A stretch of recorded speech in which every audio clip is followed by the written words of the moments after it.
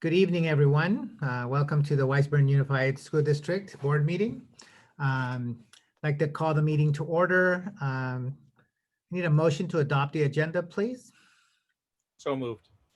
You have a second? Thank you, Neil and Nelson. I'd like to call, Wendy, you want to call the question? Yes. Dr. Goldman, Aye. Ms. Canetta, Aye. Mr. Martinez, Aye. Mr. Mora. Aye. Moving on to the Pledge of Allegiance. We have a volunteer today. Wendy, would you like to lead us? I will. Thank you. Let me put the flag up. Okay. Right hand over your heart. Ready, begin. I pledge Pledge allegiance to the flag flag of of the United States of America and to the to the republic republic for which it which stands, stands one nation, under under God, indivisible, with with liberty and justice. for all. Thank you. All right, jumping into the agenda, special presentation. Reopening of school, instructional minutes and schedules.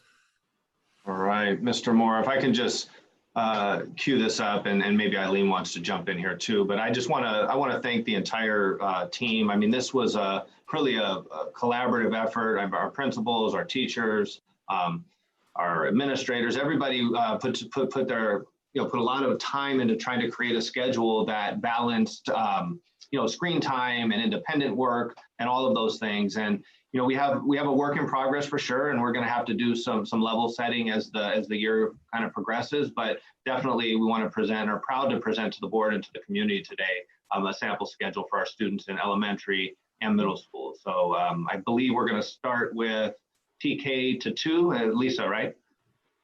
Yes. Thank you all. I'm going to just share my screen real quickly so you can see the beautiful PDF that Wendy and Annie put together of our schedule. Can everyone see that? Yes. Okay. So this is the TK to second grade distance learning schedule for students. And it was the result of a lot of collaborative efforts between the staff at ANZA as well as the staff at Cabrillo. So this is a whole district TK to second grade student schedule. I just want to echo Dr. Silvers and thank Principal Paredes, thank the RAP teams at both ANZA and Cabrillo, the guiding coalition members, the other district staff and board members who also took part in this process. It really was a team effort. What you'll see on the schedule is starting the day at 8 a.m. There's not interaction with school staff at this point, but we felt it important to list on our schedule kind of the preschool day routines that we would like students to be getting into. We're talking about very young learners, some of whom have not been to school before. And we know that emphasizing the importance of routine is going to be really significant as we get our school year going. So we wanted to make sure we had that on here. At 8:30 a.m. every day will be a whole class meeting on Zoom. So there'll be a live whole group meeting every day from 8:30 to 9 a.m.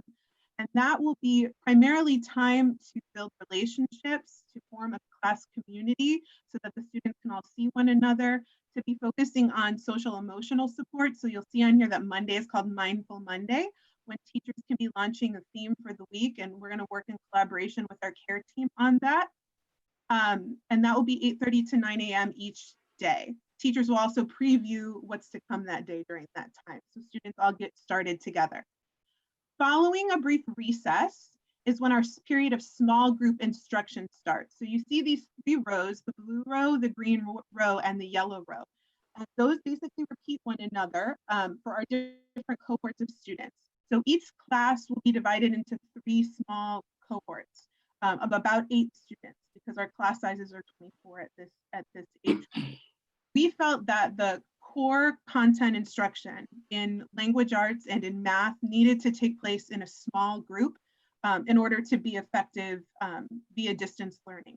So every day, each cohort will have 45 minutes of live small group instruction with their teacher, specifically on literacy and math during that time. During their off cohort time, so for example, a student who is in cohort A would begin at 9:15. Then their off cohort times, they will be completing the independent work, which will be a blend of both online and also offline physical activities and practice, because we know that, again, that is important for our young learners. Lunch break. And then following lunch, there's a period that will kind of vary based on the student. There's a time period after lunch where teachers are going to be using to reach out to families to do additional small groups as needed, maybe for intervention, maybe for enrichment, because there's a group of students who need a little bit push in a farther along. And that time is there. Students might be receiving special services during that time period. So it's a flexible period for students to get what they need. They can also be accessing our specials. So you see from 2 to 3, there'll be a lot of opportunities for additional independent work. And we're going to have a blend of both live and asynchronous opportunities. So music class, art class, library time, physical education, all of those will be offered. And we're looking for a way to offer both live. So each class will have an opportunity, for example, for live music every week. But we know that not every family may be able to exactly Zoom in at that time. So we also are going to provide asynchronous opportunities so students don't miss out if their family needs to access it at a different time of day. So we feel really excited. We feel our schedule will provide continuity of learning for our students and will meet all of our students where they need. So thank you. And I will, unless you have questions now, I will go ahead and pass it on so you can see kind of where the grades 3 through 5 schedule picks up. And I will stop sharing and pass it over to Mr. Rios. All right. Okay, is everyone okay to see this? All right, so similar to Lisa, it was very important that we kind of maintain that consistency across our school district, especially picking up where the K2 left off. So our schedule is very similar to them. It was a very collaborative effort. And I want to give a big shout out to the teachers at 138th Street and Anza. We really worked hard and put students first. That was our focus. What's going to help our students learn? What's going to make them successful? So our schedule is a little different, that we start at 8:30. And a big reason was we wanted to make sure that we were able to help our younger brothers and sisters log on at the 8 o'clock. They were going to be there to help them on, making sure they're online. They're a little bit more independent when they get to the 3rd, 4th, and 5th grade level. So our day starts off at 8:30 with an independent warm-up. Teachers will launch a problem of the day or something to kind of engage the learning. The whole group instruction begins at 9 a.m. with whole group. So at this time, the teacher has all students for 30 minutes. And at this time, they're reviewing the expectations for the day, the schedule for the day, so that every single kid knows exactly what is to be accomplished by the end of the day, that particular learning day. Then they break off into cohorts, a small group of 10 students. So we have 3 cohorts, cohort A, B, and C. So the day starts off at 9, whole group, cohort A begins with the classroom teacher, logs off and begins their independent work, where B picks up and then C picks up. Our focus, similar to that at the lower, was that independent small group instruction, direct instruction, giving us access to kids at a smaller level. Then as the day progresses, we want to come back and check in. We want to make sure everyone's on track, everyone was following directions, everyone got the learning for the day. So we have a wraparound. So at the end of the day, the teacher once again checks in with the groups to make sure cohort A, hey, everything go okay? Did we get the learning? Do we understand the lessons? Then they check in with cohort B and then cohort C to close out the day. Similar to the schedule with TK in second, they break off to lunch from 12 to 1. And then we start our specials at 1 o'clock. So this is the opportunity for music, for intervention, for our special day kids, or anything that wasn't covered during the day that has that opportunity to finish that independent learning and really focus on our students learning. Are they achieving? Are they getting the concepts that we're teaching them on a daily basis? And that comes to the end of our day. So similar to the TK2 model, we want to make sure kids are learning. We want to make sure they're learning in small pods and that we're allowing kids to be successful every single day they're learning through the online portal. And with that, I'll pass it on to Keon and the middle school schedule. Mr. Rios, as that transition is happening, I know we have people listening at home. At least I certainly hope we have parents. I know there's been a term that both has been used of synchronous and asynchronous, just to clarify for our viewers out there to help them understand, make sure they understand that. Could you clarify that, please? Sure. So asynchronous is students are learning through a form of a video, or there's a release of information given to students that they're all learning at the same time. Synchronous is the teacher is leading the lesson, and there it's a live instruction. The students are learning in front of their classroom teacher. I have a question. I really like the wraparound time that you have from 11 to 12, where the teacher checks back with the cohorts A, B, and C to just make sure everybody sort of gets it for what happened on that particular day. Is there some reason we didn't do that with the K through 2 students also? Yeah. At least I don't remember that it was there. No, Yeah, you're right. thought- Oh, I'm sorry, Principal Paredes, go ahead. Okay. As we were thinking about the schedule, we were also keeping in mind what our families had shared. And we felt it might be a little bit more challenging for the younger ones to log in, log off, log in, and log off. So that synchronized time with the teacher is 45 minutes, but the teacher will split that up into like maybe 2-minute blocks with the 5-minute break in between. But she will have the attention of the students for that whole time. Does that make sense? I would like to, if we could go back to the schedule Lisa was Yeah, had online. I would like, Albert, if you could say that again in the context of what we'll see on that page. Absolutely. Thank you. Okay, so go ahead, Alright. please. So if you look at the check-in time, I'm just going to go up at the top. Just there's a full whole group check-in from 8:30 to 9. Okay. Right. The students all then go to recess, get ready, gather their materials, and then get busy. Then the students are also broken up into 3 cohorts, A, Right. B, and C cohort. So the reason we decided to keep the cohorts at 1 45-minute block versus a 20-minute block and then check in later for another 20 minutes was because we felt that with the younger ones, it might be a little bit more challenging to have them log in, log out, go do some work, and then log back in. So the whole point was to make it easier on our students and families. But within that time, a teacher could pause and take a 5 or 10-minute break within that 45-minute block. mhm. So Albert, just to clarify, so that wraparound, the check-in would happen at the end of each of those 45-minute blocks. So you would see that same thing happen after cohort B or cohort A, B, and C, correct? Yes. Correct. It was part of the reason why we wanted a 15-minute break. We heard a lot from teachers about wanting to have the break between cohorts so that if there was a student or a family that maybe a student, they weren't getting something that day and the teacher knew that they just needed 5 or 10 extra minutes with that student for a bit of clarification, that could really happen right then in the moment with that student and family, rather than waiting. I think for our little ones, they felt that was beneficial.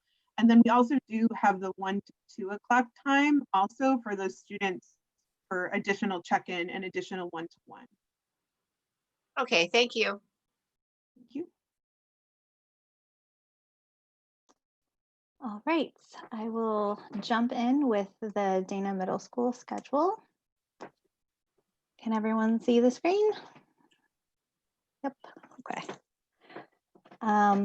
All right, for middle school, obviously, we're in a little bit of a different situation. We have our 6 periods as well as our pod class. So it does look quite different from our elementary school.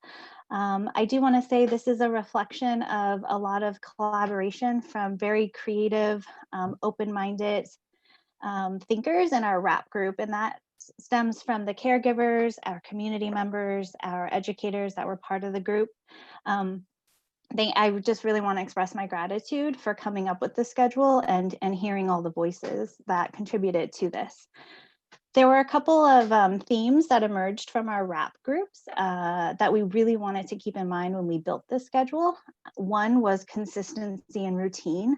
Our families expressed the need for our middle schoolers to follow a rigid schedule in the sense that they had a start time and end time and class periods that were really consistent to what they were used to in middle school.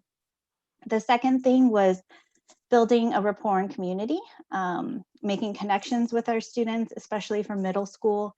We know that that relationship building is key for keeping the motivation going.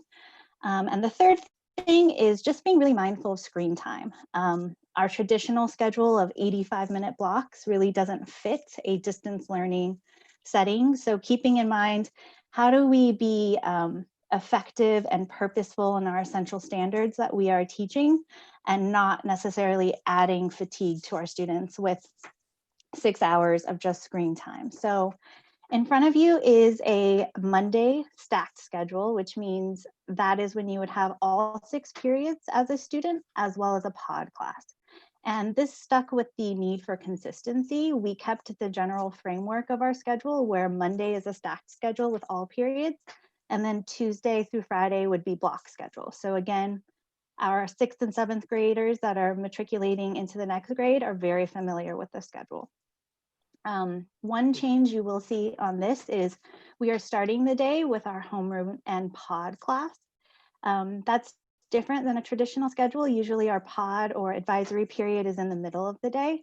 And we strategically changed it to the beginning because we want to start with our students in that home base. So that class where they're building that community and connection to the teacher. It's the one period that they have every single day.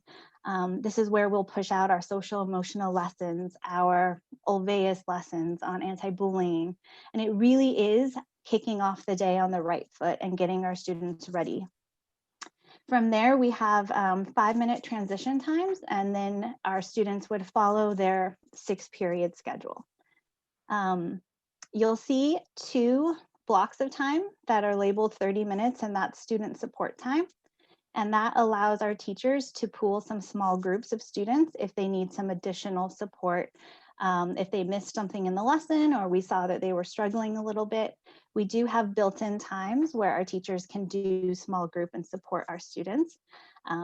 It was actually students that voiced that they wished they could have 2 blocks of time or more, multiple blocks of time to connect with teachers, because when it was just 1 block of student support time, they were racing between an English and a math teacher and a Spanish teacher to get support. So we heard from them that they really wanted like 2 separate times to see multiple teachers. So in this stacked schedule, you will see on a Monday, all 6 periods. You will have time for small group instruction if it's needed, and your lunch, of course, is built in there. I have a question, a couple of questions. Of course. For the various period 1, 2, 3, 4, and so on, are the students logging out and logging in to different sessions, or how is it accomplished as they go from period to period? Great question. Because we're going with Canvas, which is our learning management system, it houses all 6 of their classes there. So it is a click of a button on the dashboard, and it'll take them into their next class. So it's a pretty seamless transition between periods. But we did make it a tad longer than normal on a stacked day. Normally our passing periods are 3 minutes. On this Monday for virtual learning, it's 5. Just in case there's a glitch with tech, or they're learning, like our 6th graders, how to get from one class to another in the dashboard. But it is a 1-click transition. Thank you. I have another question. I noticed on your schedule, which I really appreciate, you've listed instructional minutes and compared that to what the requirement is for this grade level. I didn't see that on the K through 5 schedules. So are we meeting the instructional minute requirements that we have for those age groups as well? Yeah, for elementary school, we are. They're required to have it 180 minutes per day, and that is done both synchronously and asynchronously, or with the teacher or independent. Okay. I think perhaps we should add a column for that on the schedules that we saw for K through 5, so that we have all that information in one place. Yeah, I think that's a great point, Joanne, because it the total live minutes of instruction here, I noticed 3.5 hours. I didn't necessarily see that in the K to 5, as you mentioned. So I think it's important to clarify that. Yeah, I think we really need to see, because I have to say, I'm still in some ways not completely clear on the K through 5 schedule, but I think if the instructional minutes were added to those schedules, it would help me a lot to understand the actual teaching time and learning time that's embedded in those schedules. And Ken, I really appreciate that there's a lot of information on this one page, and it's getting back to a question that Nelson had earlier, looking at metrics and so on. I think that this is a really important element of our schedule, is that we're meeting the state requirements for instructional minutes.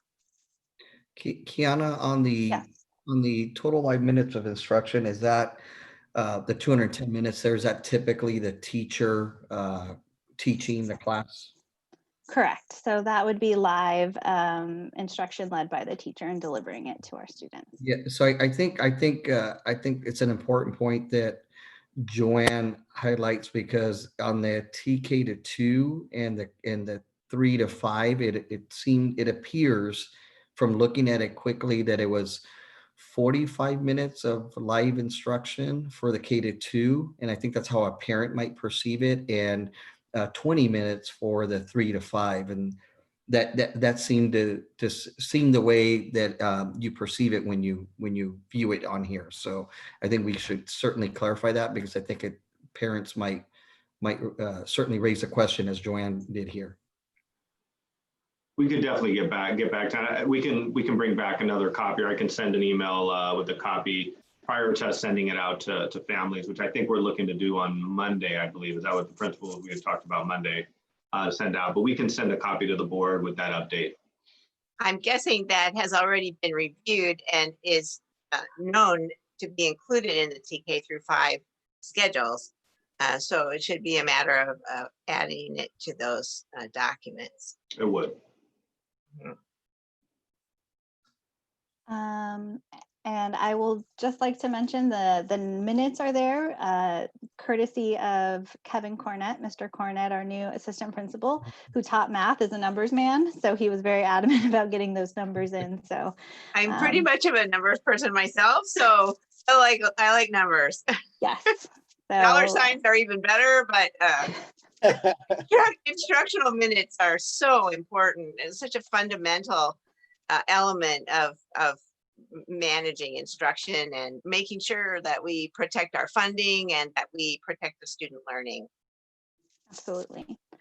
Our Tuesday through Friday schedule is what you see in front of you, which mirrors our block schedule, meaning you are seeing 3 of your classes for a longer period of time. Again, you're still starting with that homeroom and pod period.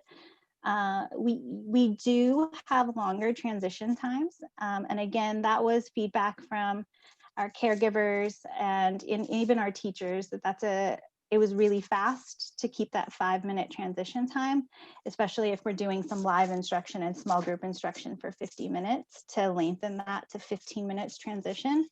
And the fatigue and the staring at the screen and being conscious of that. Again, we did 2 30-minute student support times as well, to support in small groups, to answer those messages that come in from students in our Canvas, so that we're staying connected even if we don't have that teacher for the day, and making sure that we're trying our best to still have that rapport built with our kids in a forward small group when a teacher might have quite a large number of students. So it mirrors very closely to Dana's schedule. Again, the skeleton of it with a pod class to build community, stack schedule on Monday, and then our block schedule Tuesday through Friday. And that is our proposed Dana schedule. Question, if I may, does our LMS allow for tracking of asynchronous time utilization of the software and systems? Yes, it does. Canvas does, yes. And so does PLP.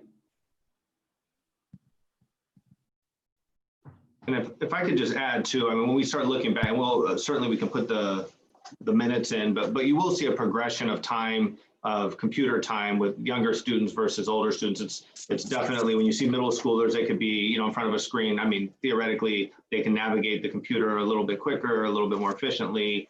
Their time behind the screen will look a little different, especially since they have 6 teachers and that kind of thing. So, you know, our youngest learners, one of the concerns that did come across from families, we had meetings yesterday, Anisha will share in a little bit. One of the concerns was screen time, you know, making sure that, you know, there was a good balance between the amount of time a student is actually face-to-face with the screen. Of course, understanding it's important that the teacher and the student have that interaction, but also making sure that the student was able to disengage from the screen and do some work on their own, and then check back in some cases. So I just want to share that the live instruction or face-to-face instruction on the screen may not match exactly, but that was part of the plan.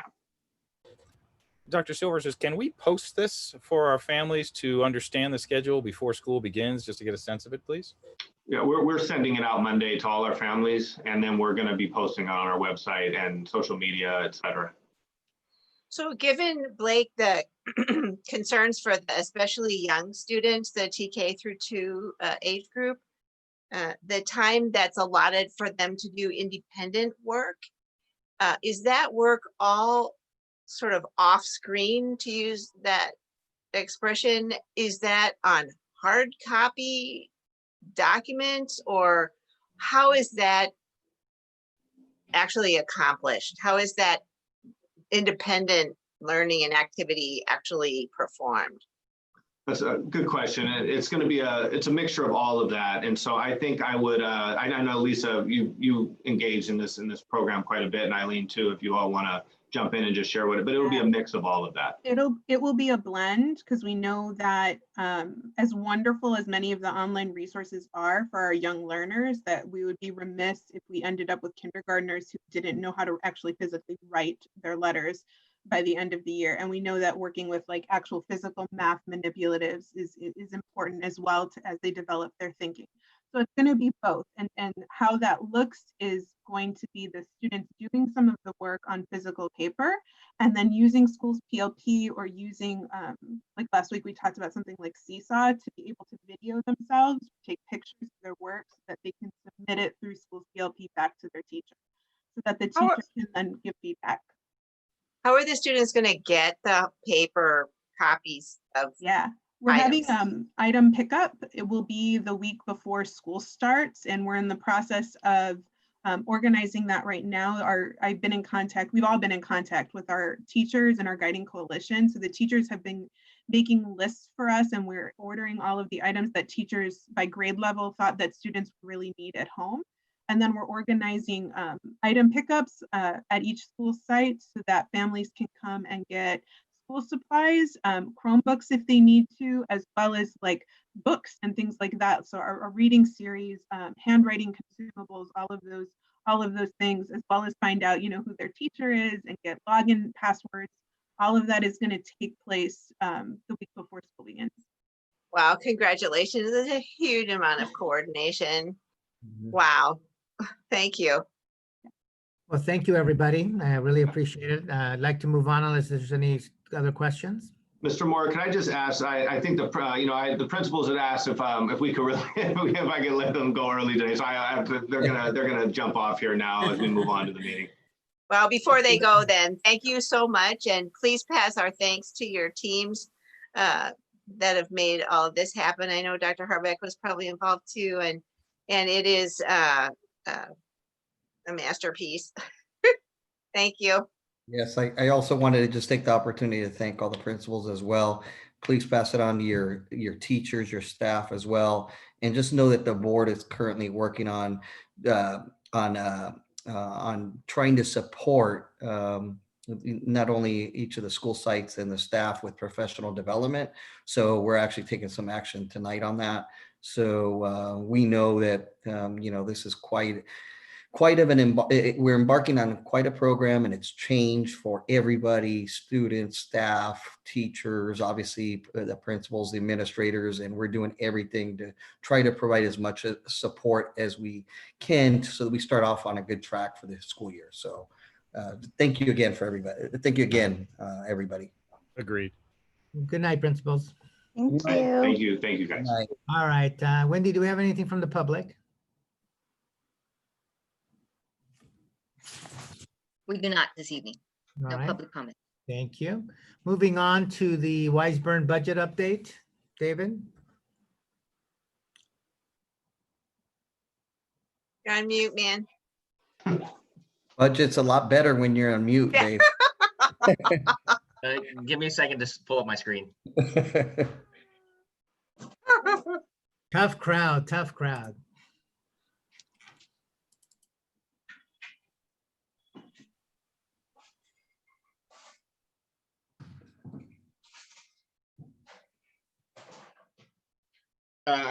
So got the wrong date on there. I apologize. It's not the 12th, it's the 13th. But basically, school districts are allowed to to propose a 45-day budget after the governor signs the annual budget. It's not required, but it's highly recommended, and it's highly recommended this year because the May revise, what most school districts base their budget on, was so much different than what the actual budget signed into law. And so we're going to go ahead and take advantage of that 45-day window, which today is the deadline. And so with that, we're going to go ahead and get into the details. So on July 1, the July 1 budget, my budget assumptions were we were going to have a 7.92% LCFF local control funding formula deficit factor. Again, this was all based on May revise.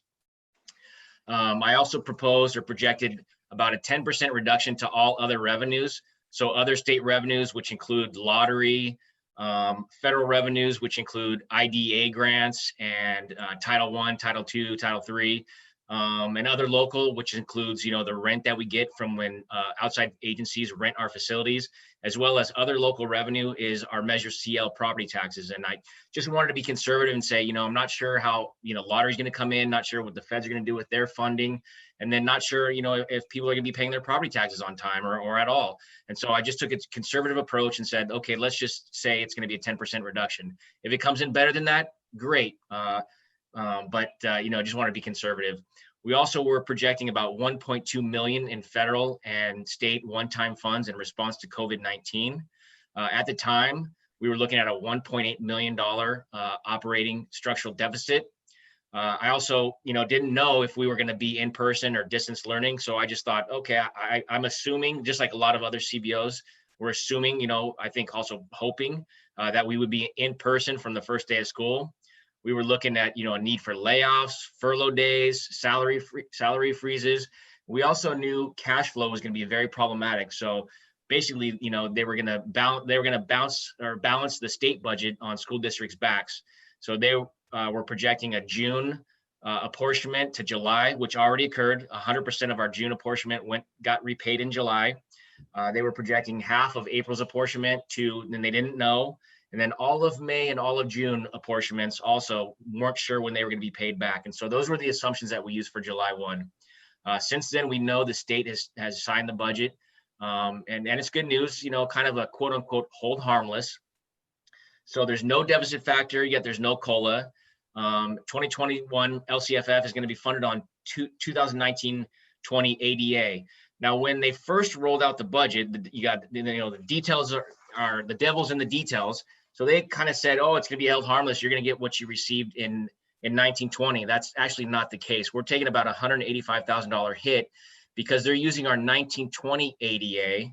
And in 1920, we were using 1819 ADA. And so there's a statute in Ed Code that says you can use the current year or the previous year ADA, whichever is higher. So in 1920, we experienced declining enrollment. So we used our higher 1819 ADA.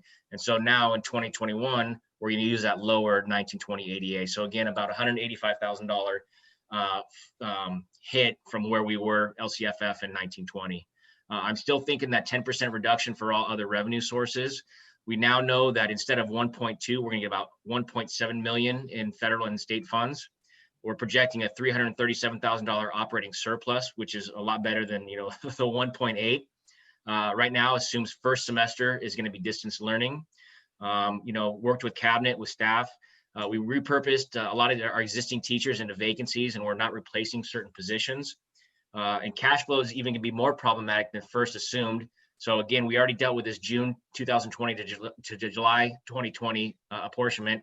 Now it's going to be about 1/2 of February of 2021 to November, about 2/3 of March, April, and May to October, September, and August, and then again another June to July.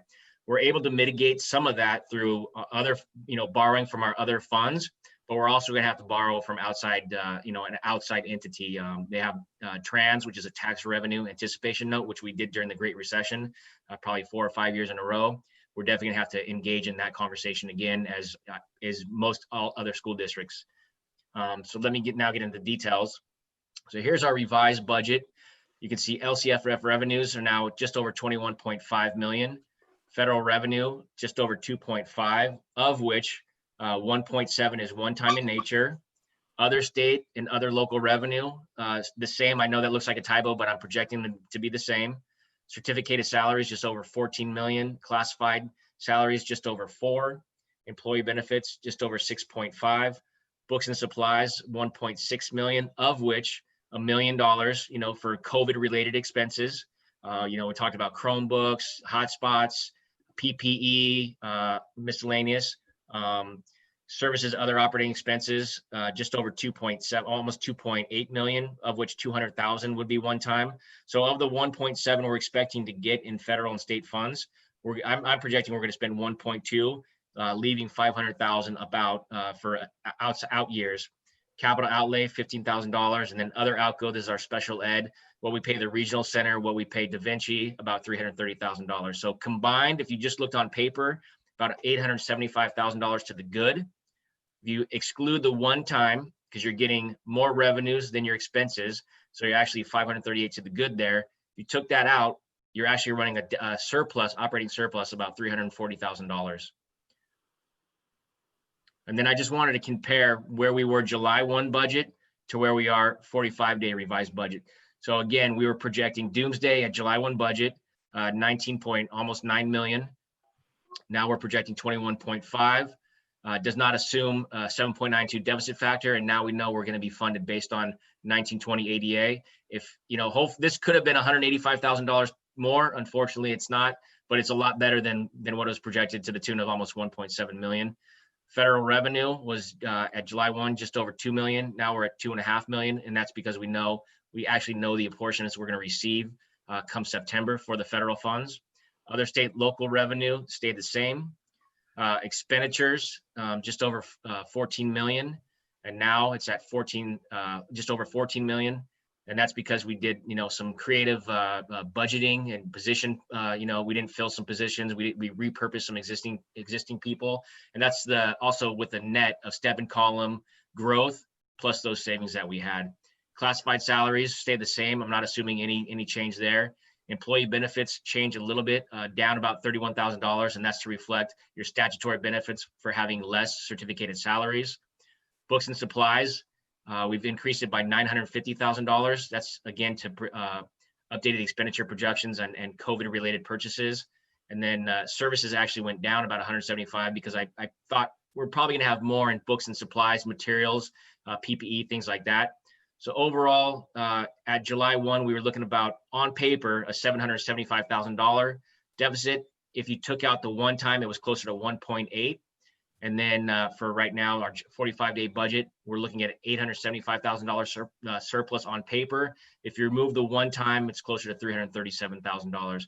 So we're projecting our any fund balance to just be over or almost $4.3 million. Next steps, September 10th, the board's gonna approve the 2019-20 unaudited actuals. December 10th, we'll have our 2020-21 first interim budget. And this will actually be, a really good baseline. We'll actually have, 3 or 4 or 5 payroll runs in here, so we can get a better idea of actually where we are, our final expenditures are going to be. And then March 11 of next year, we're going to have our second interim report due to the board. So with that, any questions? Oh, just a comment. I want to thank Mr. Mora for giving the Mora challenge and for challenging the cabinet to do what they could to reduce expenses. And thank you for that. A little question after I'm done here very quickly is PERS and STIRS. Did we get a break this year? We did get a break. We did get a break in PERS and STIRS, and that was already included in the July 1 budget. Okay. And then thank you very much to the entire cabinet for reducing these costs, especially as we're optimistically hoping to get back to the hybrid model.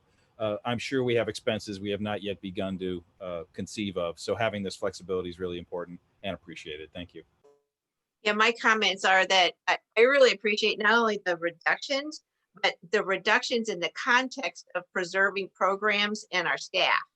So you have managed to maintain the core elements of the district in terms of the instructional staff, in terms of the programs we're offering, in terms of the supplies we're offering to families and students, and maintaining the teaching staff that we have, educational staff that we have, and ending up with a surplus. I think we have magicians here in the district office. So really job well done. And as Dr. Goldman said, the more a challenge involved saving money while in the context of achieving all of these admirable goals, and you did that. So thank you. Hey, Dave, I was going to tease you. You're using the term "to the good" again. I was going to say Dave is back, but no, I'm just kidding. I just want to say thank you. Well done. Like Joanne said, this is a lot of hard work. So thank you very much. Thank you.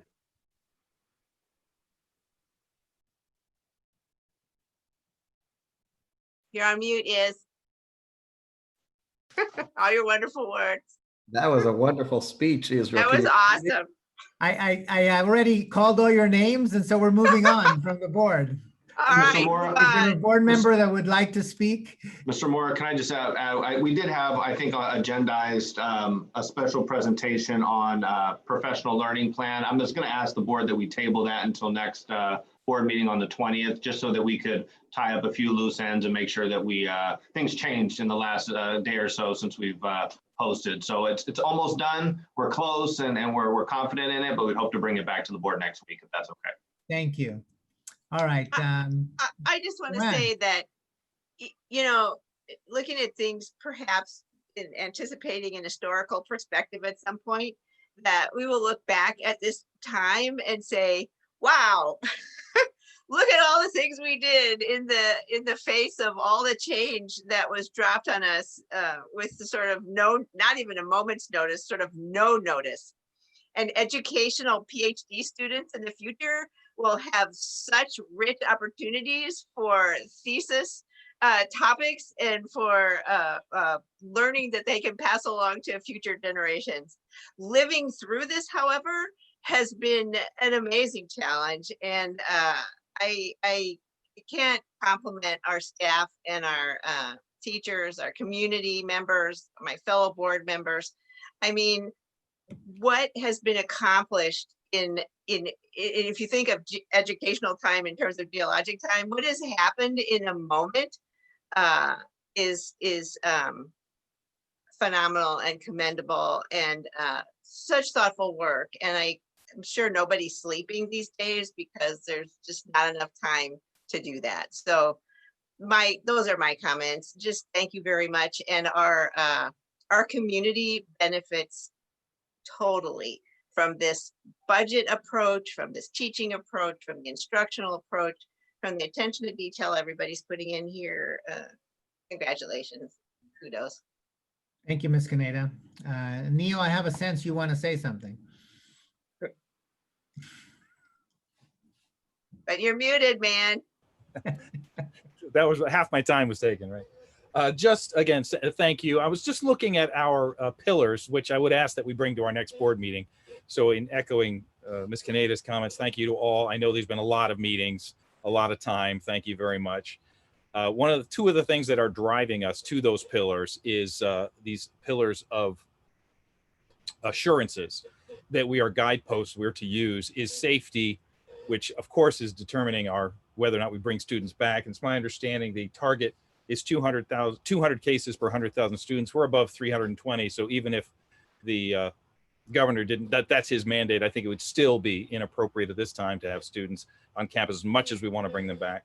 And the second one I wanted to point out was community and collaboration. And this exercise has shown that we are living to that edict of community and collaboration.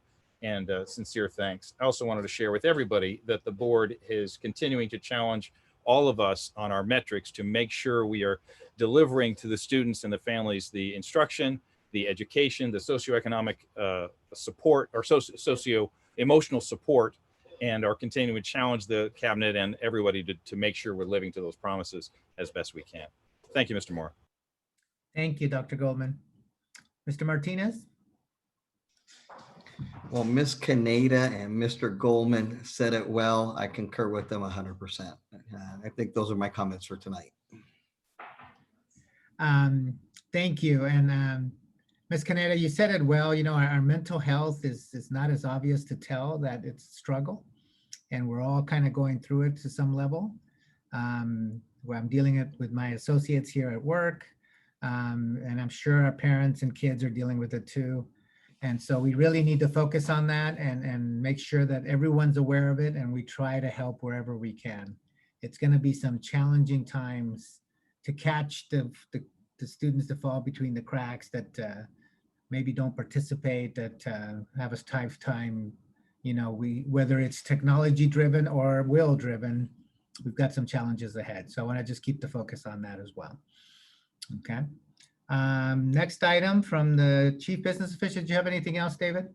Yeah, I wanted to share the district's plans on our COVID money, if I could. Let me bring up my screen.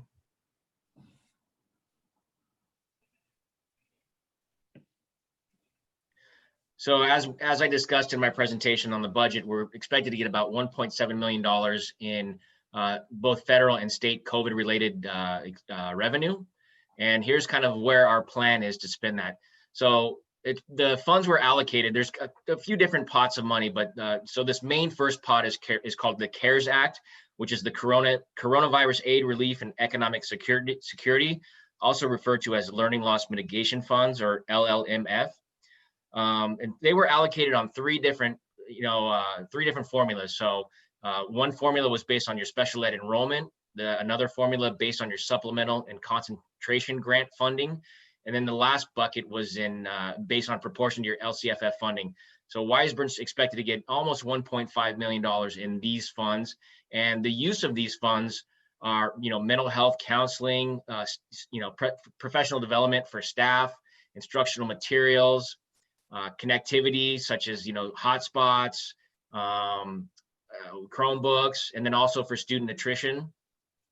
There's a caveat that there has to be a learning continuity and attendance plan that must be adopted by the board by September 30th. And the lion's share of this $1.7 million have to be spent by December 20th, 2020. And so how we've proposed to spend this money, as we would like to have 5 professional development days, and this is to help teachers support students in the context of distance learning. We're looking into later on the agenda some software and curriculum, ASU Prep, Cami, some Zoom, MyOn, and then we're also, I don't know if it's on this agenda, but later we're looking at purchasing about 420 Chromebooks, about 100 hotspots, and then other additional instructional materials, things that we need. And also a TK through 5 arts program is also in the talks. And then another second pot of money was this elementary and secondary school emergency relief, and also California Senate Bill 177. And we are expected to receive about $286,000, and you can use it for PPE, items to clean your facilities and sanitize, and then also student mental health. And we're talking about, because this fund has no expiration, really maybe bring on additional staff to help with student mental health, such as a counselor. Also, personal protective equipment. The district's already probably purchased about $50,000 worth of face coverings, face shields, gloves, as well as desktop plexiglass kind of barriers. And we've done that in the district office. And I saw Mr. Bill Denny measuring 138th Street this morning for some plexiglass to be put in the office there. We're also looking at sanitizer stations. I think we've purchased almost 30. Anna, Bill, and I are walking the sites with the principals, kind of taking an inventory and seeing a wish list of the things that they think they're going to need for the utmost, safety for the students and staff. We've purchased 2 of those quote unquote foggers. I think we're going to get 4 in total. Also, we're going to get some, COVID-19 signage, maintain social distancing, please stand here. And then also considering some portable self-contained hand wash stations. So that's where we are with our, our initial budget on how to spend these funds. We want to do it judiciously and smartly so that we can have an investment, not just for this class, but, classes to come. That's all I have. Thank you, David. David, I have one question for you. When you say fogger, do you mean like the spray guns to disinfect rooms? Is that what you're speaking of? Yes. And is that something that's being recommended by the county or the state? Because I've heard a lot of mixed reviews of whether those are ready to be used. Dr. Silvers, you want to? Yeah, I can jump in. Yeah, it was recommended, and it's been being used at schools across. That's EPA, I guess EPA approved. We've actually ran a couple tests within our school site just to see, how it works. And apparently, any of the mist dissipates within 15 or 30 seconds. I forget the exact words, but our understanding at this point, and from recommendations from the county office, was that these foggers are good. So we purchased them. And no concern with the electronics, like computers in the room when that happens? We're going to have to be careful with that. So that's going to be the next stage, is how right now, obviously, we're thinking that students are going to be taking their Chromebooks home, and we may have to do some covering of teacher computers and so forth. But, still more to come on that, the actual use on a day-to-day basis when kids are in the classroom. All right. Thank you, David. Yeah, thank you. I'd like to point out to folks that if you look at this list that we were watching, everything on there is either personal protective equipment or cleaning supplies, except the one item, which was mental health for students. And that is such a key factor in how we're approaching learning. And I think Israel mentioned it a little while ago about protecting the mental health for our students and our teachers and our parents, and keeping track of that. And I kind of intermixed with all those cleaning supplies and foggers was that one item that I wanted to make sure people noticed that, because that is a key support that we're intend to put the COVID funds to mental health support. And I'm happy we're doing that. Thank you, Ms. Caneda. Moving on. Yes, from the Director of Student Support Services, Dr. Dugo. Thank you. Good evening. And Ms. Caneda, thanks for leading right into what I was going to talk about. Anytime. I do hope that the board does consider the addition of the mental health counselor. We do know that it's trying times for our students and for our families, and we want to ensure that, yes, that they're ready to learn and that they're social and emotionally ready for that as well. I have been meeting with the care team and devising a plan as to what our needs are and how we're going to meet those needs. And so this additional counselor is really to support direct services for our students. And so both individual sessions, group sessions, as well as in classroom. So trying to take a more proactive approach when it comes to our counseling services. So that's the first update. Also yesterday, I was able to host 3 different meet and greet sessions with special education families, and it was great to get to know folks on a smaller, virtually meet them, but also knowing that we had 3 sessions. It was great to have kind of intimate dialogue. They were able to ask questions, and we were able to provide as many answers as we can. We also were very open and candid and let them know that things are ever changing with ordinances and how things are to be done. And so what we tell you today may change on another day, but we are trying to get them as much information as possible. What was also shared was, as we go into these new learning plans with distance learning, is we will be focusing on professional development, not only for our teachers, but also our support service providers and our paraprofessionals. We want to ensure that we have as many hands on deck when it comes to supporting our students. And so we will be having intentional professional development sessions for our paraprofessionals, not only on just how to use Zoom and how to look in breakout sessions, but more importantly is how do you support students in a distance learning environment? You're no longer sitting right next to them to get their attention. So what are some strategies they can use and best practices? And so stay tuned for that when we give out the professional development plan for teachers as well. All right. Thank you, Dr. Dugo. From the Assistant Superintendent of Educational Service, Dr. Harbeck.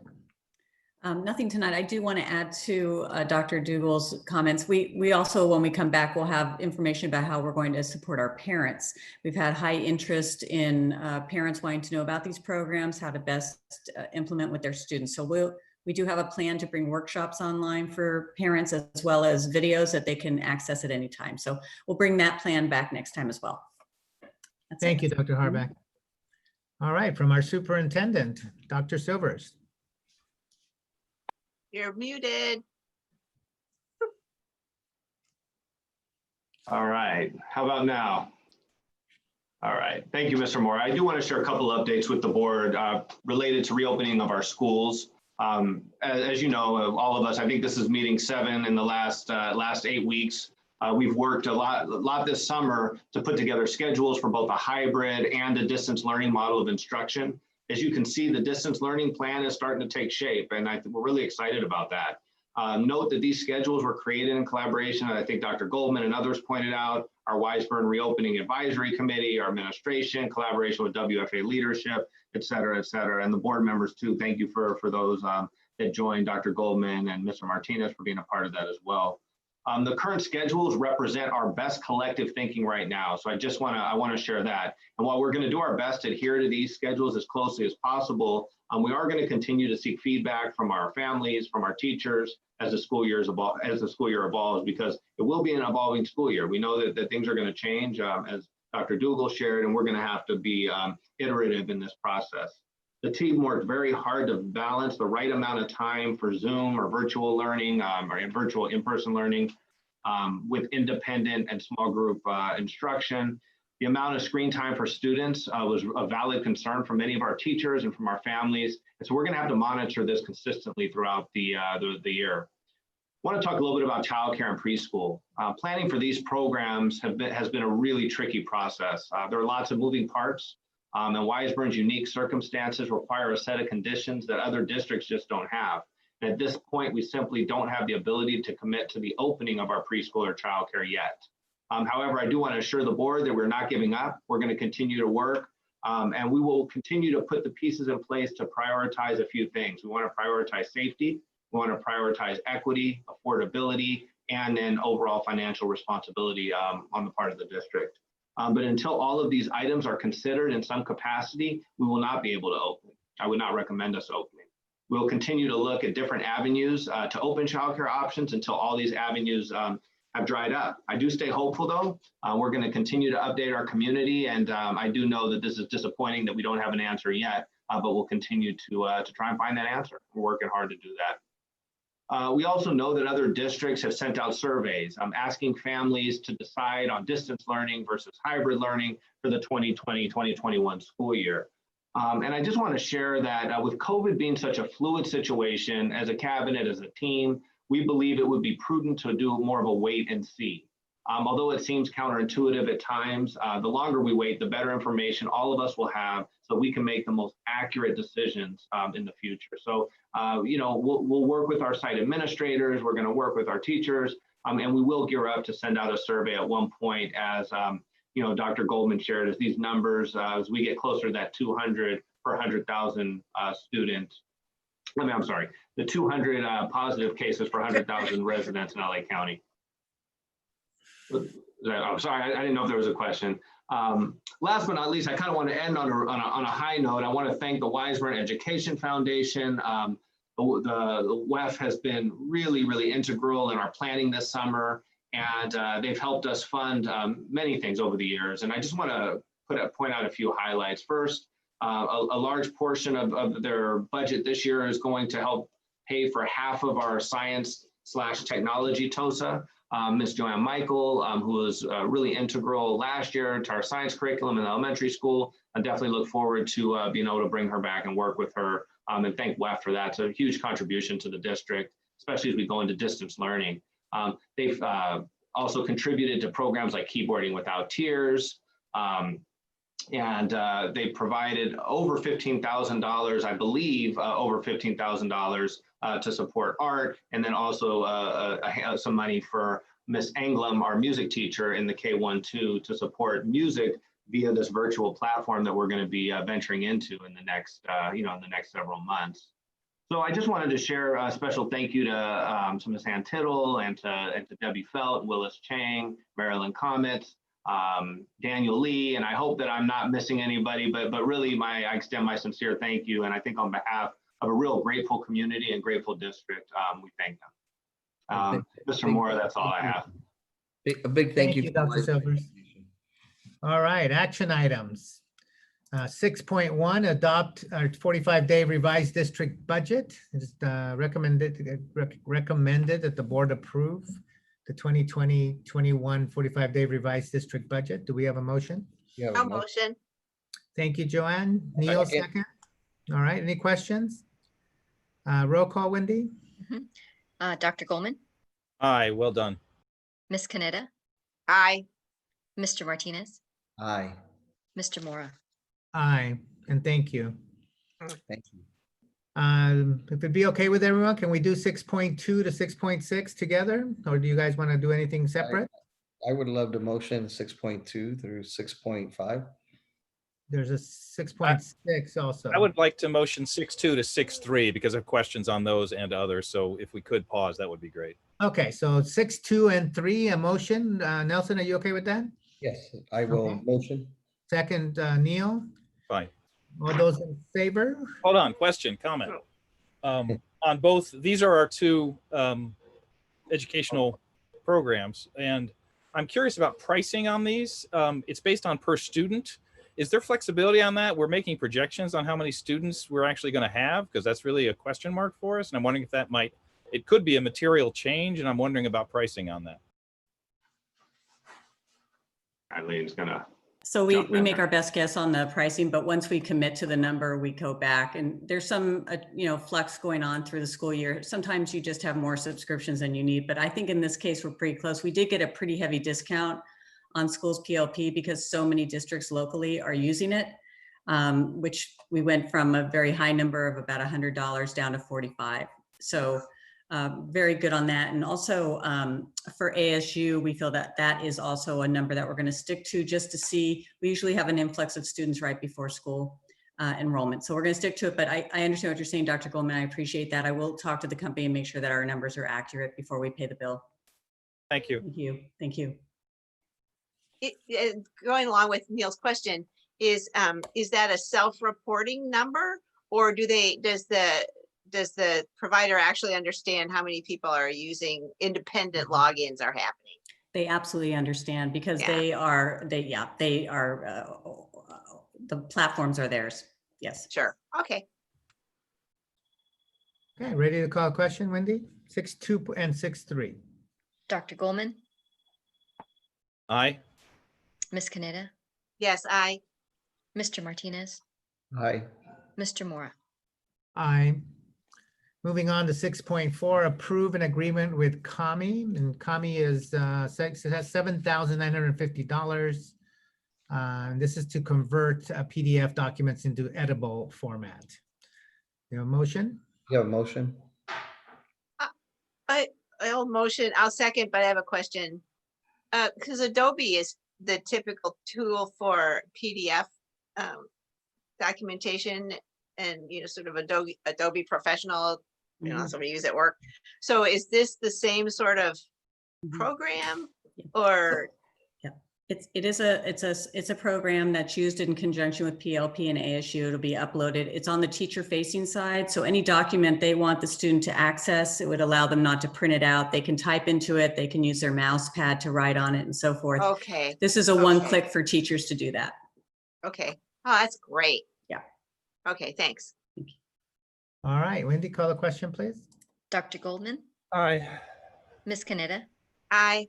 Mr. Martinez, Aye. Mr. Mora. Aye. Thank you.